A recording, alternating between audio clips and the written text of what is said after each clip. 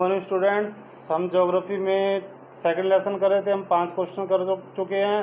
हमारा छठा क्वेश्चन है, भारत के उत्तरी मैदान का वर्णन कीजिए। जो भारत का उत्तरी मैदान है, ये 3 प्रमुख नदी प्रणालियों कौन कौन सी है? सिंधु, गंगा तथा ब्रह्मपुत्र। सिंधु, गंगा तथा ब्रह्मपुत्र और इसकी सहायक नदियों से मिलकर बना हुआ है।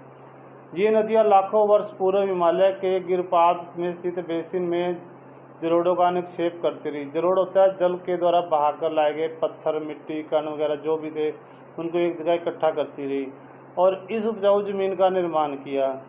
इसका विस्तार 7 वर्ग किलोमीटर क्षेत्र पर है और ये मैदान लगभग 2400 किलोमीटर लंबा है और इसकी चौड़ाई है वो 240 से 320 किलोमीटर तक है।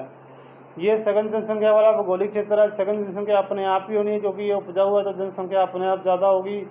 उपजाऊ मिट्टी है, यहाँ पर पर्याप्त पानी है और अनुकूल जलवायु के कारण कृषि की दृष्टि से भारत का सबसे अधिक उपजाऊ क्षेत्र है।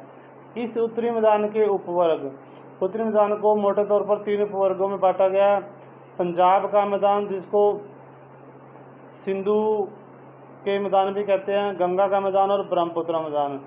जो सबसे पहले हमारा है पंजाब का मैदान, जो उत्तरी भाग के अंदर जो पश्चिमी भाग है वहाँ पर पंजाब का भाग कहा जाता है। इसे ये सिंधु और उसकी सहायक नदियों के द्वारा बने हैं। इस मैदान का बहुत बड़ा भाग आजकल पाकिस्तान में स्थित है। सिंधु इसकी सहायक नदी है। झेलम, चिनाब, रावी, ब्यास तथा सतलुज, ये सभी नदियाँ हिमालय से ही निकलती हैं। हमारा नेक्स्ट पॉइंट है गंगा का मैदान। गंगा के मैदान का जो विस्तार है ये घग्गर तथा तीस्ता नदियों के बीच में है और ये मैदान उत्तर भारत के राज्यों में जैसे हरियाणा, दिल्ली, उत्तर प्रदेश, बिहार व झारखंड के कुछ भाग और पश्चिम बंगाल में फैला हुआ है। तीसरा हमारा ब्रह्मपुत्र मैदान। गंगा के मैदान के जो पश्चिम में विशेषकर असम तक ये फैला हुआ है। उसके बाद हमारा नेक्स्ट क्वेश्चन है 7वां क्वेश्चन, निम्नलिखित पर संक्षिप्त टिप्पणी लिखिए। मध्य हिमालय, मध्य उच्च हिमालय या उच्च भूमि और भारतीय द्वीप समूह। जो मध्य हिमालय है ये दक्षिण में फैला हुआ है और इन पर्वतों की जो औसत चौड़ाई है वो 50 किलोमीटर है और इनकी औसत ऊंचाई है वो 3700 से 4500 किलोमीटर तक है। कश्मीर की पीर पंजाब श्रेणी तथा जम्मू कश्मीर और हिमाचल प्रदेश में ये फैले हुए हैं मध्य हिमालय। धौलाधार मध्य हिमालय के ही भाग हैं।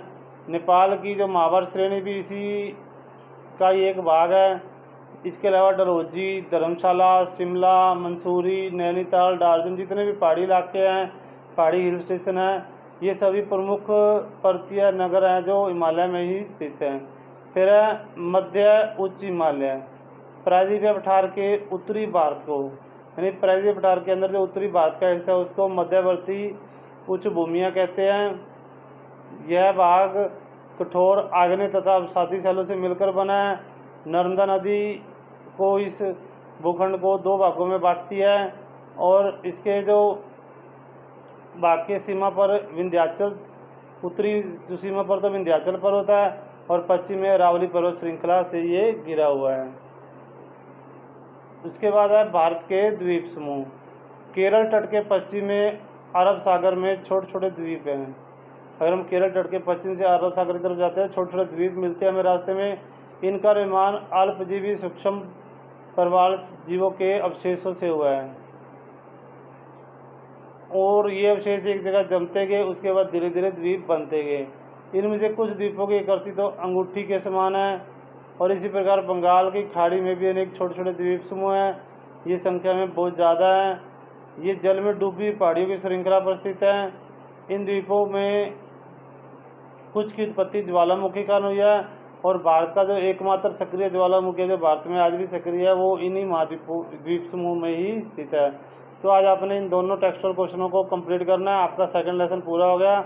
इसको अच्छे से कॉपी में राइट करना है और लर्न भी करना है। ओके।